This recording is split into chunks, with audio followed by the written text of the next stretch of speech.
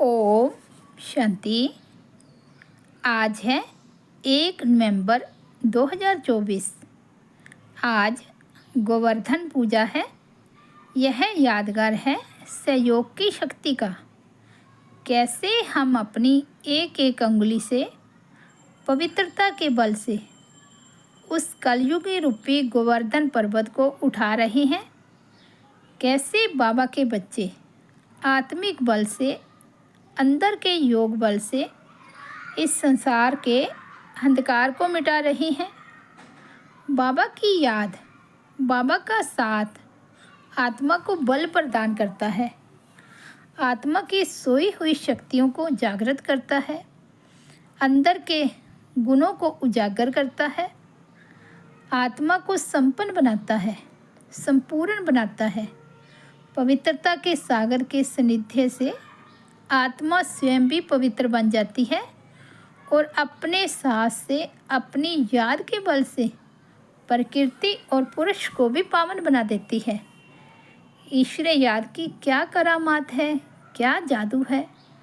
आज की मुरली हमें बहुत गहराई से समझा रही है कैसे ईश्वर याद कैसे मनुष्य से हीरे तुल्य बनाती है, वह विधि क्या है और सिद्धियाँ क्या है, ये गहरा राज बता रही है।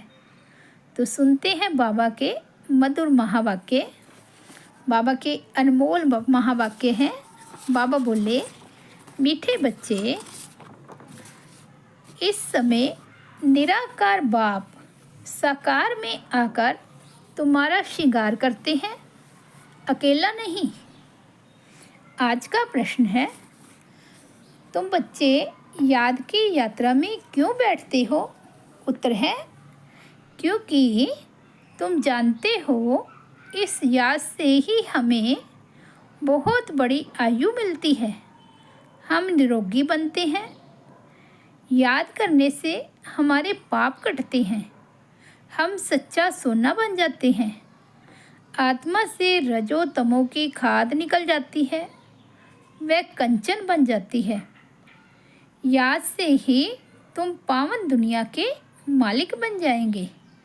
तुम्हारा श्रृंगार होगा, तुम बहुत धनवान बन जाएंगे। यह याद ही तुम्हें पद्मा पदम भाग्यशाली बनाती है। ओम शांति। रूहानी बच्चों को रूहानी बाप समझा रही हैं। यहाँ बैठ तुम क्या करते हो? ऐसे नहीं सिर्फ शांति में बैठे हो, अर्थ सहित ज्ञानमय अवस्था में बैठे हो। तुम बच्चों को ज्ञान है बाप को हम क्यों याद करते हैं। बाप हमको बहुत बड़ी आयु देते हैं। बाप को याद करने से हमारे पाप कट जाएंगे। हम सच्चा सोना सतो प्रधान बन जाएंगे। तुम्हारा कितना श्रृंगार होता है, तुम्हारी आयु बड़ी हो जाएगी। आत्मा कंचन बन जाएगी। अब आत्मा में खाद पड़ी हुई है। याद की यात्रा से वह सब खाद जो रजो तमो की पड़ी है वह सब निकल जाएगी। इतना तुमको फ़ायदा होता है। फिर आयु बड़ी हो जाएगी। तुम स्वर्ग के निवासी बन जाएंगे और बहुत धनवान बनेंगे। तुम पद्मा पदम भाग्यशाली बन जाएंगे। इसलिए बाप कहते हैं, मन मना भाव मामे कम याद करो। कोई देहधारी के लिए नहीं कहते। बाप को तो शरीर है नहीं। तुम्हारी आत्मा भी निराकार थी। फिर पुनर्जन्म में आते आते पारस बुद्धि से पत्थर बुद्धि बन गई है। अब फिर कंचन बनना है। अभी तुम पवित्र बन रहे हो।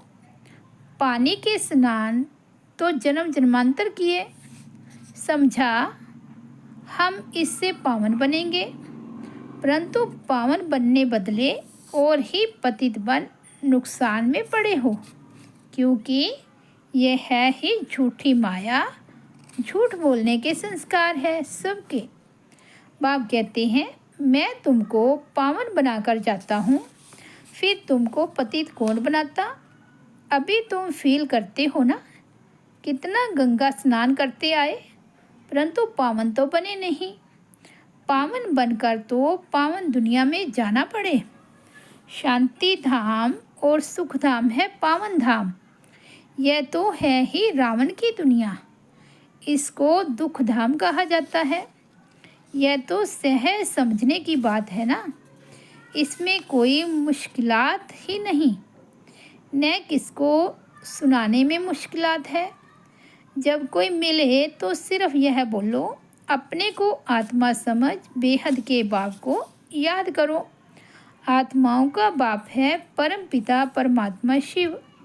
हरेक के शरीर का तो अलग अलग बाप होता है, आत्माओं का तो एक ही बाप है। कितना अच्छी रीति समझाते हैं और हिंदी में ही समझाते हैं। हिंदी भाषा ही मुख्य है। तुम पद्मा पदम भाग्यशाली इन देवी देवताओं को कहेंगे ना, ये कितने भाग्यशाली हैं। ये किसको भी पता नहीं है कि ये स्वर्ग के मालिक कैसे बने। अभी तुमको बाप सुना रहे हैं। इस सहज योग द्वारा इस पुरुषोत्तम संगम युग पर ही यह बनते हैं। अभी है पुरानी दुनिया और नई दुनिया का संगम, फिर तुम नई दुनिया के मालिक बन जाएंगे। अब बाप सिर्फ कहते हैं 2 अक्षर अर्थ सहित याद करो। गीता में है मन मना भव। अक्षर तो पढ़ते हैं परंतु अर्थ बिल्कुल नहीं जानते। बाप कहते हैं मुझे याद करो क्योंकि मैं ही पतित पावन हूँ और कोई ऐसे कह ना सके। बाप ही कहते हैं मुझे याद करने से तुम पावन बन पावन दुनिया में चले जाएंगे। पहले पहले तुम सतो प्रधान थे, फिर पुनर्जन्म लेते लेते तमो प्रधान बने हो। अब 84 जन्म बाद फिर तुम नई दुनिया में देवता बनते हो। रचयिता और रचना दोनों को तुम जान गए हो, तो अभी तुम आस्तिक बन गए हो।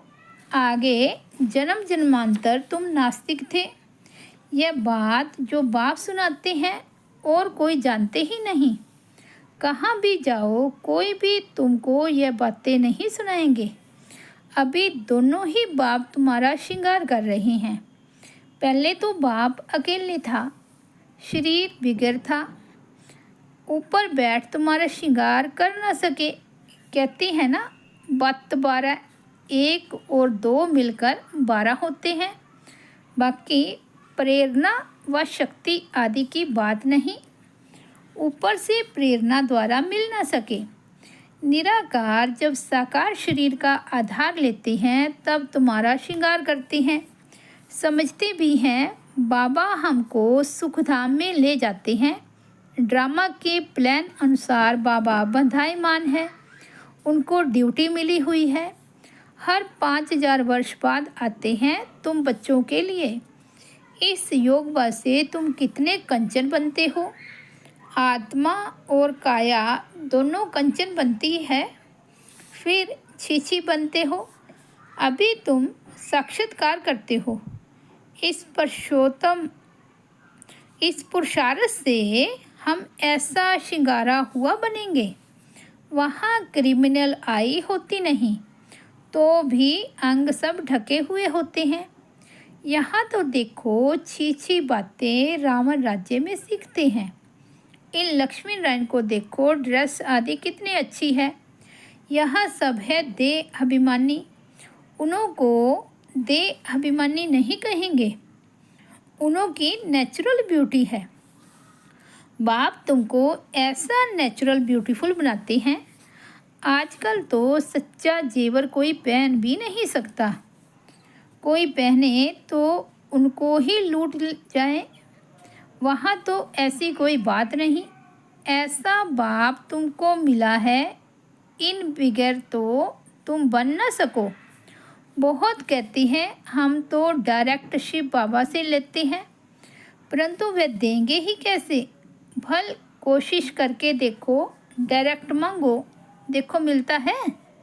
ऐसे बहुत कहते हैं हम तो शिव बाबा से वर्षा लेंगे, ब्रह्मा से पूछने की भी दरकार नहीं। ब्रह्मा से पूछने की भी क्या दरकार है, शिव बाबा प्रेरणा से कुछ देंगे। अच्छे अच्छे पुराने बच्चे, उनको भी माया ऐसे चक पहन लेती है। अर्थात काट लेती है। एक को मानते हैं, परंतु एक क्या करेंगे? बाप कहते हैं, मैं एक कैसे आऊँ? मुख बगैर बात कैसे कर सकूं? मुख का तो गायन है ना।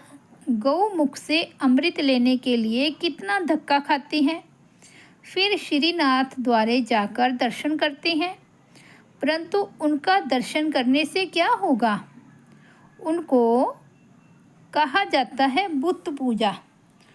उनमें आत्मा तो है नहीं, बाकी 5 तत्वों का पुतला बना हुआ है।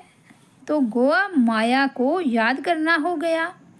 5 तत्व प्रकृति है ना, उनको याद करने से क्या होगा? प्रकृति का आधार तो सबको है, परंतु वहाँ है सतो प्रधान प्रकृति, यहाँ तो तमो प्रधान प्रकृति। बाबा कहते सतयुग की है सतो प्रधान प्रकृति और यहाँ है कलयुग की तमो प्रधान प्रकृति। बाप को सतो प्रधान प्रकृति का आधार कभी नहीं लेना पड़ता। यहाँ तो सतो प्रधान प्रकृति मिल ना सके। यह जो भी साधु संत हैं, बाप कहते हैं इन सब का उद्धार मुझे करना पड़ता है। मैं निर्वृत्ति मार्ग में आता ही नहीं हूँ, ये है ही प्रवृत्ति मार्ग। सबको कहता हूँ पवित्र बनो। वहाँ तो नाम रूप आदि सब बदल जाता है। तो बाप समझाते हैं, देखो ये नाटक कैसा बना हुआ है। एक के फीचर्स ना मिले दूसरे से। इतने करोड़ों हैं, सबके फीचर्स अलग। कितना भी कोई कुछ करे तो भी एक के फीचर्स दूसरे से मिल ना सके। इसको कहा जाता है कुदरत, वंडर। इसको कहा जाता है कुदरत, वंडर। स्वर्ग को वंडर कहा जाता है ना। कितना शोभनिक है। माया के 7 वंडर, बाप का एक वंडर। वह 7 वंडर्स तराजू के एक तरफ रखो और यह एक वंडर दूसरे तरफ रखो तो भी यह भारी हो जाएगा। एक तरफ ज्ञान, एक तरफ भक्ति को रखो तो ज्ञान का तरफ बहुत भारी हो जाएगा। अभी तुम समझते हो भक्ति सिखलाने वाले तो ढेर हैं, ज्ञान देने वाला एक ही बाप है।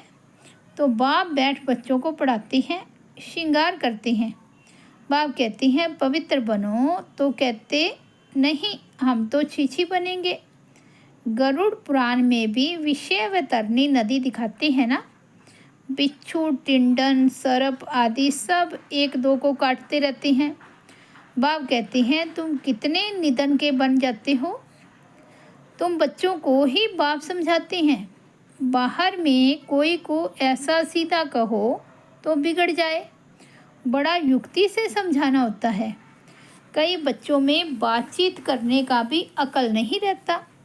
छोटे बच्चे एकदम इनोसेंट होते हैं, इसलिए उनको महात्मा कहा जाता है। कहाँ श्री कृष्ण महात्मा, कहाँ ये सन्यासी निवृत्ति मार्ग वाले महात्मा कहलाते हैं। वह है प्रवृत्ति मार्ग। वह कभी भ्रष्टाचार से पैदा नहीं होते, उनको कहते ही हैं श्रेष्ठाचारी। अभी तुम श्रेष्ठाचारी बन रहे हो। बच्चे जानते हैं यहाँ बाप दादा दोनों इकट्ठे हैं, ये ज़रूर श्रृंगार अच्छा ही करेंगे। सबकी दिल होगी ना। जिन्होंने इन बच्चों को ऐसा श्रृंगार कराया है तो हम क्यों ना उनके पास जाएं। इसलिए तुम यहाँ आते हो रिफ़्रेश होने। दिल कशिश करती है बाप के पास आने।